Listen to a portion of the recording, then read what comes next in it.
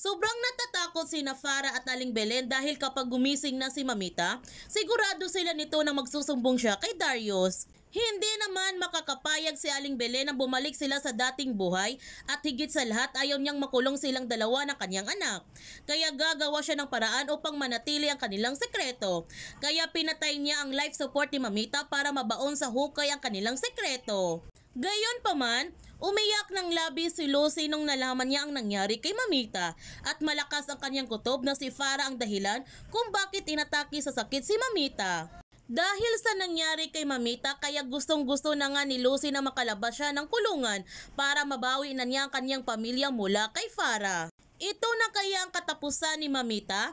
Yan ang ating aabangan sa Stolen Life. Kung bago ka pa channel ko, don't forget to like, subscribe, ang click notification bell para palagi kang updated sa mga videos in-upload ko. Thank you for watching and God bless to everyone!